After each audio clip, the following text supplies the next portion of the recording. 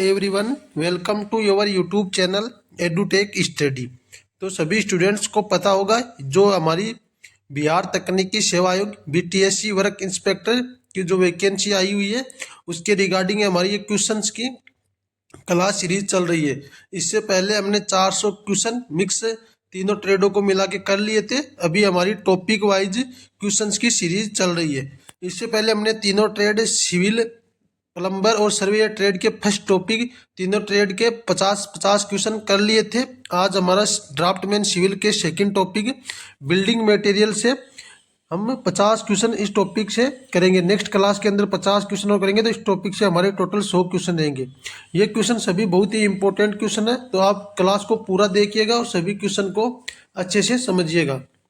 इसके अलावा क्वेश्चन की जो PDF है मैं टेलीग्राम ग्रुप में शेयर करता हूँ। अगर आप टेलीग्राम ग्रुप में नहीं जुड़े हो तो टेलीग्राम ग्रुप में जुड़ जाइएगा। टेलीग्राम ग्रुप का लिंक आपको वीडियो के डिस्क्रिप्शन बॉक्स में प्राप्त हो जाएगा। तो स्टूडेंट्स, आज की क्लास हमारी जो सिविल ट्रेड है उसके सेकंड टॉपिक बिल्डिंग मटेरियल से हमारी ये रहने वाली है। तो आज की क्लास का पहला क्वेश्चन है कि बिल्डिंग मटेरियल किसे कहते हैं। जो बिल्डिंग मटेरियल होते हैं वो किसे कहते हैं, तो निर्माण कार्य में उपयोग होने वाली सामग्री, जो सभी सामग्री उपयोग होती है उसे बिल्डिंग मटेरियल कहते हैं। अच्छा क्वेश्चन है, याद कर लीजिएगा। बिल्डिंग मटेरियल के अंदर कौन कौन सी चीज़ें आती है, जैसे कंस्ट्रक्शन के समय जो हमें काम आती है, जैसे सीमेंट हो गई, ये बिल्डिंग मटेरियल के अंदर आता है। ब्रिक्स हो गई, स्टील हो गई, सैंड हो गई, टिम्बर हो गया आदि, ये सभी बिल्डिंग मटेरियल कहलाते हैं। तो इन सब चीज़ों को याद कर लीजिएगा। नेक्स्ट क्वेश्चन रहेगा आपका, जो सीमेंट होता है, सीमेंट का मुख्य कार्य क्या रहता है। तो सीमेंट का मुख्य कार्य रहता है बिल्डिंग मटेरियल के रूप में कार्य करना। जो बिल्डिंग मटेरियल अपन बिल्डिंग का निर्माण करते हैं तो सीमेंट का कार्य बिल्डिंग के मटेरियल के रूप में कार्य करना। सीमेंट हो गई, जैसे ब्रिक्स हो गया, सैंड हो गया, एग्रीगेट आपस में बांध देता है, इसलिए इसे बिल्डिंग मटेरियल भी कहा जाता है। नेक्स्ट क्वेश्चन रहेगा आपका, जो ओपीसी सीमेंट होती है, ओपीसी सीमेंट में क्लीनर की मात्रा कितनी होती है। जो ओपीसी सीमेंट होती है इसमें क्लीनर की मात्रा कितनी होती है, तो 90 से 95% इसकी मात्रा होती है। अच्छा क्वेश्चन है, इंपॉर्टेंट क्वेश्चन है, याद कर लीजिएगा। ओपीसी के बारे में, जैसे ओपीसी में लगभग 90 से 95 क्लीनर होता है और बाकी जो 5% है या 5 to 10% वो जिप्सम होता है। ये फैक्चुअल MCQ है, बार बार ये क्वेश्चन एग्जामिनेशन के अंदर आपको देखने को मिल सकता है। नेक्स्ट क्वेश्चन रहेगा आपका, सीमेंट में जिप्सम क्यों मिलाया जाता है। जो सीमेंट होती है उसमें जिप्सम क्यों मिलाया जाता है, तो सीमेंट में जिप्सम सेटिंग टाइम को कंट्रोल करने के लिए मिलाया जाता है। तो ऑप्शन सी इसका आंसर रहेगा। जिप्सम के बारे में, जैसे जिप्सम सीमेंट के इनिशियल सेटिंग टाइम को स्लो करता है और ताकि वर्केबिलिटी बनी रहे। नेक्स्ट क्वेश्चन रहेगा आपका, जो सीमेंट होता है उसका मिनिमम इनिशियल सेटिंग टाइम कितना होता है। सीमेंट को सेट होने के लिए कितना टाइम लगता है, तो इसका आंसर 30 मिनट रहेगा। मिनिमम इनिशियल टाइम 30 मिनट रहता है। IS कोड के अनुसार सीमेंट को इनिशियल सेटिंग टाइम 30 मिनट होता है। डायरेक्ट MCQ बन सकता है, ये इंपॉर्टेंट क्वेश्चन है, तो याद कर लीजिएगा इसको। नेक्स्ट क्वेश्चन रहेगा आपको, सीमेंट का फाइनल सेटिंग टाइम कितना होता है। इनिशियल टाइम तो 30 मिनट होता है सीमेंट का, जो कि फाइनल सेटिंग टाइम होता है उसका 10 घंटे होता है। फाइनल सेटिंग टाइम 10 घंटे से अधिक नहीं होना चाहिए। नेक्स्ट क्वेश्चन है, ब्रिक्स किस मटेरियल से बनाई जाती है। जो ब्रिक्स होती है वो मिट्टी से, क्ले मिट्टी से बनाई जाती है। ब्रिक्स को क्ले से मोल्ड करके क्लीन में जलाया जाता है। नेक्स्ट क्वेश्चन है आपका, जो फर्स्ट क्लास ब्रिक की वाटर एब्जॉर्प्शन कितनी होनी चाहिए। जो फर्स्ट क्लास ब्रिक्स होती है उसकी वाटर एब्जॉर्प्शन कितनी होनी चाहिए, तो 20% से कम होनी चाहिए। डायरेक्ट MCQ बन सकता है, इंपॉर्टेंट क्वेश्चन है, याद कर लीजिएगा। 20% से कम होनी चाहिए। जो वाटर एब्जॉर्प्शन की ब्रिक्स की क्वालिटी बताता है और फर्स्ट क्लास ब्रिक में 20% से कम होती है। नेक्स्ट क्वेश्चन रहेगा आपको, जो स्टैंडर्ड साइज ऑफ ब्रिक होता है उसका विदाउट मोटार क्या है। जो स्टैंडर्ड साइज है ब्रिक का विदाउट मोटार क्या रहता है, तो इसका जो 190 × 90 × 90 mm होता है। अच्छा स्टैंडर्ड क्वेश्चन है, एग्जाम में आपको देखने को मिल सकता है डायरेक्ट, तो ये फैक्चुअल क्वेश्चन है, इसको याद कर लीजिएगा। 190 × 90 × 90 mm जो स्टैंडर्ड साइज होता है ब्रिक का विदाउट मोटार का ये रहता है। Indian standard size without motor 190 × 90 × 90 mm। Next question आएगा आपका, गुड बिल्डिंग स्टोन का गुण कौन सा नहीं है? जो गुड होती है, अच्छी बिल्डिंग स्टोन होती है, उसका गुण कौन सा नहीं? तो पोरोस इसका गुण नहीं है। बाकी हार्ड है, ड्यूरेबल है, ये टफ इसके गुण रहते हैं। बाकी पोरोस होती है, ये इसका गुण नहीं होता है। गुड स्टोन नॉन पोरस होना चाहिए ताकि पानी एब्जॉर्ब कर सके, पानी एब्जॉर्ब न करे। नेक्स्ट क्वेश्चन रहेगा आपका, जो कंस्ट्रक्शन में सैंड का उपयोग क्यों नहीं किया जाता? जो कंस्ट्रक्शन में सैंड का उपयोग क्यों किया जाता है? तो कंस्ट्रक्शन में सैंड का उपयोग वेल्ड बनने और स्ट्रेंथ बढ़ाने के लिए इसका उपयोग किया जाता है। अच्छा क्वेश्चन है, याद कर लीजिएगा इसके बारे में। जैसे सैंड सीमेंट के साथ मिलकर वेल्ड बढ़ती है, और मोटार है, कंक्रीट है, की स्ट्रेंथ को बढ़ाती है। नेक्स्ट क्वेश्चन रहेगा आपका, जो कंस्ट्रक्शन के लिए सबसे अच्छी सैंड कौन सी रहती है? सबसे अच्छी जो सैंड होती है, रिवर सैंड रहती है। कंस्ट्रक्शन के लिए जो रिवर सैंड होती है, साफ और राउंडनेस पार्टिकल्स वाली होती है, इसलिए इसे बेस्ट माना जाता है। नेक्स्ट क्वेश्चन आएगा आपको, सी एंड कंस्ट्रक्शन में सी सैंड को कंस्ट्रक्शन में यूज क्यों नहीं किया जाता? जो सी सैंड होती है उसको कंस्ट्रक्शन में साल्ट ज़्यादा होने के कारण इसका यूज नहीं किया जाता। अच्छा क्वेश्चन है, याद कर लीजिएगा। साल्ट एंड नमक, सी सैंड में नमक यानी कि साल्ट बराबर नमक होता है, तो नमक ज़्यादा होती है जो कोरेजन और इन्फॉर्मेंस को पैदा करती है, इसलिए इसका प्रयोग नहीं किया जाता है। नेक्स्ट क्वेश्चन है आपका, कंक्रीट में एग्रीगेट का मैक्सिमम साइज किस पर डिपेंड करता है? तो आपका मेंबर की थिकनेस पर डिपेंड करता है। मेंबर जितना पतला होगा, एग्रीगेट का साइज उतना ही छोटा रखा जाता है। नेक्स्ट क्वेश्चन है आपका, कोरेज एग्रीगेट का साइज कितना होता है? अच्छा क्वेश्चन है, इंपॉर्टेंट क्वेश्चन है, याद कर लीजिए। कोरेज एग्रीगेट होता है, उसका साइज 4.575 mm से अधिक रखा जाता है। डायरेक्ट MCQ क्वेश्चन है, इंपॉर्टेंट क्वेश्चन है, इसको याद कर लीजिए। कोरेज एग्रीगेट का साइज 4.75 mm से अधिक रखा जाता है। 4.75 mm से सीवी से ऊपर वाले मटेरियल कोरेज एग्रीगेट कहलाता है। नेक्स्ट क्वेश्चन है आपका, जो टिम्बर होता है उसका सीजनिंग क्यों किया जाता है? टिम्बर का सीजनिंग जो मॉइस्चर है उसको हटाने के लिए किया जाता है। टिम्बर का सीजनिंग मॉइस्चर को हटाने के लिए किया जाता है। जो सीजनिंग होता है इससे टिम्बर मजबूत और ड्यूरेबल और क्रैक फ्री बनता है। नेक्स्ट क्वेश्चन रहेगा आपका, जो गुड टिम्बर होते हैं उसका गुण क्या है? तो स्ट्रॉन्ग और ड्यूरेबल होते हैं। गुड टिम्बर स्ट्रॉन्ग, ड्यूरेबल और कम मॉइस्चर वाला होता है। नेक्स्ट क्वेश्चन रहेगा आपका, जो लाइम मोटार होता है उसका उपयोग मुख्यतः कहाँ होता है? तो लाइम मोटार का उपयोग आपका जो किया जाता है वो ओल्ड मेशनरी वर्क में इसका लाइम मोटार का प्रयोग किया जाता है। लाइम मोटार फ्लेक्सिबल होता है और इसे पुराने भवनों के लिए ये सूटेबल रहता है। सीमेंट मोटार का यूज कहाँ किया जाता है? जो सीमेंट मोटार होता है उसका उपयोग, इंपॉर्टेंट क्वेश्चन है, ब्रिक मेशनरी और प्लास्टरिंग के अंदर सीमेंट मोटार का प्रयोग किया जाता है। सीमेंट मोटार स्ट्रॉन्ग होता है, इसलिए मेशनरी और प्लास्टर में इसका उपयोग किया जाता है। बिल्डिंग मटेरियल की टेस्टिंग क्यों की जाती है? तो क्वालिटी और स्ट्रेंथ चेक करने के लिए इसकी टेस्टिंग की जाती है। टेस्टिंग से मटेरियल की ड्यूरेबिलिटी, स्ट्रेंथ और सूटेबिलिटी निश्चित की जाती है। सीमेंट की फिटनेस का कंक्रीट पे क्या प्रभाव पड़ता है? अच्छा क्वेश्चन है, तो इसकी स्ट्रेंथ और अर्ली हाइड्रेशन बढ़ती है। नेक्स्ट क्वेश्चन है आपका, सीमेंट होता है उसके फाइन सीमेंट से पार्टिकल जल्दी रिएक्ट करते हैं जिससे हाइड्रेशन तेजी होती है और अर्ली स्ट्रेंथ बढ़ती है। नेक्स्ट क्वेश्चन है, सीमेंट की साउंडनेस टेस्ट किसके लिए की जाती है? जो सीमेंट होता है उसकी साउंडनेस टेस्ट की जाती है वॉल्यूम स्टेबिलिटी चेक करने के लिए इसकी साउंडनेस टेस्ट की जाती है। साउंडनेस टेस्ट ये सुनिश्चित करता है कि सीमेंट हार्ड होने के बाद एग्जीक्यूटिव एक्सप्रेशन न करे और अनसाउंड सीमेंट क्रैक्स पैदा करता है। इसके अलावा नेक्स्ट क्वेश्चन है, ब्रिक की कंप्रेसिव स्ट्रेंथ टेस्ट किससे पता चलती है? जो ब्रिक कंप्रेसिव की स्ट्रेंथ होती है किस टेस्ट से पता चलती है? अच्छा क्वेश्चन है, इंपॉर्टेंट क्वेश्चन है, नोट कर लीजिएगा, याद कर लीजिएगा। तो इसका आंसर रहेगा कंप्रेशन टेस्ट से इसकी स्ट्रेंथ का पता किया जाता है। कंप्रेशन टेस्ट से ब्रिक की लोड बीयरिंग कैपेसिटी पता चलती है। नेक्स्ट क्वेश्चन है आपका, जो एफ्लोरेंस किस मटेरियल में पाई जाती है? तो ब्रिक के अंदर ये एफ्लोरेंस पाई जाती है, तो ऑप्शन सी इसका आंसर रहेगा। जो ब्रिक में मौजूद साउंड सोल्यूबल साल्ट्स सरफेस पर वाइट पैचेस बनाती है जिससे एफ्लोरेंस कहते हैं।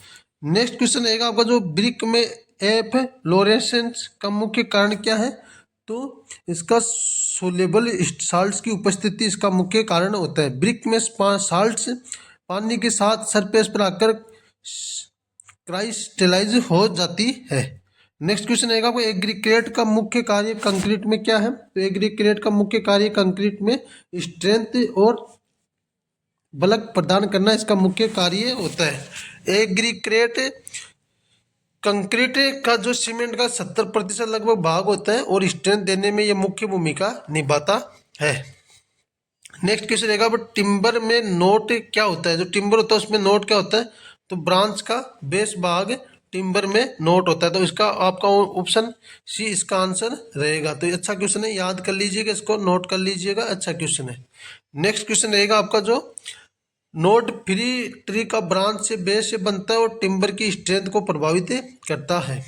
नेक्स्ट क्वेश्चन रहेगा आपका जो टिम्बर में सीजनिंग न करने पर क्या डिफेक्ट आता है? तो श्रिकेज और क्रैकिंग आने की संभावनाएं बढ़ जाती है। तो अनसीजन टिम्बर में मॉइस्चर अधिक होती है जिससे ड्राइंग के बाद क्रैक सीक्रेंज होती है। ये क्वेश्चन 30 क्वेश्चन लाइम मोटार की स्ट्रेंथ सीमेंट मोटार से कम क्यों होती है? तो लाइम स्लो सेटिंग्स और लो स्ट्रेंथ देती है। इंपॉर्टेंट क्वेश्चन है, अच्छा क्वेश्चन है। जो लाइम मोटार होता है उसकी स्ट्रेंथ सीमेंट मोटार से कम क्यों होती है? तो लाइम स्लो सेटिंग और लो स्ट्रेंथ देती है। नेक्स्ट क्वेश्चन रहेगा आपका जैसे सीमेंट का स्पेसिफिक ग्रेविटी लगभग कितना होता है? तो 3.15 इसका स्पेसिफिक ग्रेविटी होता है। सीमेंट का स्टैंडर्ड स्पेसिफिक ग्रेविटी 3.15 माना जाता है। सीमेंट की स्ट्रेंथ टेस्ट किस एज पर की जाती है? तो 7 से 28 डेज पर इसकी स्ट्रेंथ टेस्ट की जाती है। सीमेंट कंक्रीट की कंप्रेसिव स्ट्रेंथ 7 से 28 दिन पर टेस्ट की जाती है। ब्रिक को ओवर बर्न करने पे क्या डिफेक्ट आता है? जो ब्रिक होता है उसको ओवर बर्न करने पर उसका जो डिस्टोर्शन या ब्रिटलनेस वो कम हो जाती है। तो ओवर ब्रक की टेस्ट बहुत हार्ड लेकिन ब्रिटल हो जाती है जिससे शेप बिगड़ जाती है। नेक्स्ट क्वेश्चन रहेगा आपका 34 अंडर ब्रंट्स ब्रिक्स की पहचान क्या होती है? जो अंडर ब्रंट्स ब्रिक होती है उसकी पहचान क्या होती है? अच्छा क्वेश्चन है, इंपॉर्टेंट क्वेश्चन है। तो इसकी पहचान होती है सॉफ्ट और कम स्ट्रेंथ वाली इसकी पहचान होती है। इसके बारे में जैसे देखेंगे आप, जो अंडर ब्रंट ब्रिक्स होती है पूरी तरह पकती नहीं है इसलिए सॉफ्ट होती है और ये लोड बेरिंग के साथ सूटेबल नहीं होती है। नेक्स्ट क्वेश्चन रहेगा आपका स्टोन की क्रशिंग स्ट्रेंथ किस प्रॉपर्टीज को दर्शाता है? स्टोन होता है उसकी क्रशिंग स्ट्रेंथ होती है वो किस प्रॉपर्टी को दर्शाती है? तो कंप्रेसिव स्ट्रेंथ को दर्शाती है। क्रशिंग स्ट्रेंथ टेस्ट स्टोन की कंप्रेसिव स्ट्रेंथ को बताता है जो फाउंडेशन और मेसनरी के लिए बहुत ज़रूरी होता है। नेक्स्ट क्वेश्चन रहेगा कोई स्टोन में पोरोसिटी ज़्यादा होने पर क्या प्रभाव पड़ता है? जो स्टोन होता है उसमें पोरोसिटी ज़्यादा होने पर क्या प्रभाव पड़ता है? तो वाटर एब्जॉर्प्शन और वेदरिंग बढ़ती है। तो पोरोस स्टोन पानी एब्जॉर्ब करता है जिससे फ्रोस्ट एक्शन और वेदरिंग जल्दी होती है। नेक्स्ट क्वेश्चन रहेगा आपका जो सैंड होता है सैंड में सिल्ट की मात्रा अधिक मात्रा होने पर क्या इफेक्ट होता है? सैंड में सिल्ट की अधिक मात्रा होने पर क्या प्रभाव पड़ता है? तो फाउंडिंग और स्ट्रेंथ कम होती है। नेक्स्ट क्वेश्चन रहेगा आपका जो सैंड की क्लीननेस चेक करने के लिए कौन सा टेस्ट किया जाता है? तो सैंड की क्लीननेस चेक करने के लिए आपका कौन सा टेस्ट किया जाता है? इंपॉर्टेंट क्वेश्चन है, बहुत ही अच्छा क्वेश्चन है। तो इसके लिए सिल्ट कंटेंट टेस्ट किया जाता है, याद कर लीजिएगा, इस क्वेश्चन को नोट कर लीजिएगा, अच्छा क्वेश्चन है। सैंड की क्लीननेस चेक करने के लिए सिल्ट कंटेंट टेस्ट किया जाता है। सिल्ट कंटेंट टेस्ट से सैंड की क्लीननेस और सूटेबिलिटी पता चलती है। नेक्स्ट क्वेश्चन रहेगा आपको कोरेज एग्रीगेट का फल की शेप क्यों अनडिजायरेबल है? तो बाउंडिंग और स्ट्रेंथ कम होती है। नेक्स्ट क्वेश्चन रहेगा आपका जो टिम्बर होता है टिम्बर में वार्पिंग किस कारण होता है? तो टिम्बर में वार्पिंग अनइवन सीजनिंग के कारण होता है। अनइवन ड्राइंग के कारण टिम्बर बेंड का ट्विस्ट हो जाता है, जिसे वार्पिंग कहते हैं। नेक्स्ट क्वेश्चन है, सीमेंट की कंसिस्टेंसी टेस्ट किस इंस्ट्रूमेंट से की जाती है? इंपॉर्टेंट क्वेश्चन है, अच्छा क्वेश्चन है, याद कर लीजिएगा, नोट कर लीजिएगा। वेरी वेरी इंपॉर्टेंट क्वेश्चन है। जो सीमेंट होती है उसकी कंसिस्टेंसी टेस्ट किस इंस्ट्रूमेंट से की जाती है? तो इसका आंसर रहेगा आपका जो विकेट एप्रूकेट से विथ प्लंगर, इससे इसकी टेस्ट की जाती है। सीमेंट की जो स्टैंडर्ड कंसिस्टेंसी टेस्ट जानने के लिए विक्टस एप्लीकेट्स के साथ प्लंगर का प्रयोग किया जाता है। यह टेस्ट सीमेंट पेस्ट में रिक्वायर्ड वाटर परसेंटेज बताता है, जो सेटिंग टाइम और स्ट्रेंथ टेस्ट के लिए बनता है। एग्जाम में इसका जो क्वेश्चन है कंसिस्टेंसी विक्टिक जरूर याद रखिए, ये नोट जरूर याद रखें। नेक्स्ट क्वेश्चन है, वो सीमेंट की साउंडनेस टेस्ट के लिए कौन सा एप्लीकेंट्स प्रयोग होता है? ये क्वेश्चन भी इंपॉर्टेंट क्वेश्चन है, याद कर लीजिएगा, नोट कर लीजिएगा। सीमेंट की साउंडनेस टेस्ट के लिए ले चेटलियर एप्रूक्टस टेस्ट इसके लिए प्रयोग किया जाता है। साउंडनेस सीमेंट में एग्जिट लाइम के कारण होने वाले एक्सपेंशन को चेक करता है। ले चेटियर एप्रूक्ट से सुनिश्चित किया जाता है कि सीमेंट फ्यूचर में क्रैक ना करे। सीमेंट में एक सिजिव लाइन होने से क्या होता है? जो सीमेंट होता है इसमें एक सिजिव लाइन होने से इसका अनसाउंडनेस पैदा होती है। अच्छा क्वेश्चन है, वे इंपॉर्टेंट क्वेश्चन है, याद कर लीजिएगा। सीमेंट में एक सिजिव लाइन होने से क्या होता है? तो अनसाउंडनेस पैदा होती है। नेक्स्ट क्वेश्चन है, ब्रिक की हार्डनेस टेस्ट कैसे की जाती है? इंपॉर्टेंट क्वेश्चन है, याद कर लीजिए। ब्रिक की हार्डनेस टेस्ट कैसे की जाती है? तो स्क्रैच टेस्ट से इसकी हार्डनेस टेस्ट की जाती है। हार्डनेस टेस्ट में ब्रिक की सरफेस को शार्प ऑब्जेक्ट से स्क्रैच किया जाता है। अगर स्क्रैच नहीं पड़ता तो ब्रिक अच्छी क्वालिटी की मानी जाती है। नेक्स्ट क्वेश्चन है, वो ब्रिक की साउंडनेस टेस्ट किस प्रकार की जाती है? तो दो ब्रिक्स को आपस में टकरा कर ब्रिक की साउंडनेस टेस्ट की जाती है। दो ब्रिक को आपस में टकराने पर क्लियर रिंगिंग साउंड आए तो ब्रिक साउंड होती है, और डूल साउंड खराब क्वालिटी को दर्शाता है। स्टोन का एब्जॉर्प्शन टेस्ट क्यों किया जाता है? तो वियर रेसिस्टेंस चेक करने के लिए इसका एब्सरेशन टेस्ट किया जाता है। इंपॉर्टेंट क्वेश्चन है, याद कर लीजिएगा इसको। एब्सरेशन टेस्ट स्टोन की घिसाव रेसिस्टेंट बताता है। रोड, पेवमेंट और फ्लोरिंग में यह प्रॉपर्टी बहुत इंपॉर्टेंट होती है। नेक्स्ट क्वेश्चन है, वो सैंड की बकलिंग किस कारण होता है? तो मॉइस्चर प्रेजेंस के कारण इसकी बल्किंग होती है। मॉइस्चर के कारण सैंड पार्टिकल्स के बीच गैप बन जाता है, जिससे जो वॉल्यूम होती है वो बढ़ जाती है। इसे बल्किंग ऑफ सैंड कहते हैं। नेक्स्ट क्वेश्चन है, बल्किंग का सैंड से क्या समस्या होती है? जो बल्किंग सैंड से क्या समस्या होती है? तो वर्क रोंग प्रोप्टोटेनिंग दिखाती है। बल्किंग को इग्नोर करने से सैंड की जो एक्चुअल क्वालिटी होती है, क्वांटिटी कम हो जाती है, जिससे मोर्टार को कंक्रीट कमजोर बनता है।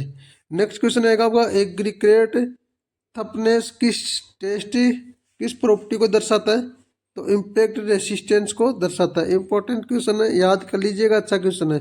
तो टफनेस टेस्ट एग्रीगेट की शौक या इम्पैक्ट सहने की क्षमता बताता है, जो रोड वर्क्स में बहुत जरूरी होता है। तो गाइज आज की क्लास में हम 49 क्वेश्चन करेंगे। सभी क्वेश्चन आपकी एग्जाम ओरिएंटेड और इम्पोर्टेंट क्वेश्चन है, तो इसको जरूर याद कर लीजिएगा और क्लास को एक बार और देख लीजिएगा। इसके अलावा ये सभी क्वेश्चन की PDF मैं टेलीग्राम ग्रुप में शेयर करता हूँ। टेलीग्राम में ग्रुप में जुड़ के आप इसको देख लीजिएगा। टेलीग्राम ग्रुप का लिंक आपको वीडियो के डिस्क्रिप्शन बॉक्स में प्राप्त हो जाएगा। इसके अलावा आपको क्लास अच्छी लगती है तो क्लास को लाइक कीजिएगा, एक प्यारा सा कमेंट कीजिएगा, और क्लास को ज़्यादा से ज़्यादा शेयर कीजिएगा। और चैनल पे पहली बार आए तो चैनल को सब्सक्राइब कर लीजिएगा और बेल आइकन को ऑन कर लीजिएगा। बाकी अगर क्लास अच्छी लगी तो क्लास को ज़रूर लाइक कीजिएगा। बाकी मिलेंगे नेक्स्ट क्लास के अंदर नई जानकारी के साथ, तब तक के लिए जय हिंद दोस्तों।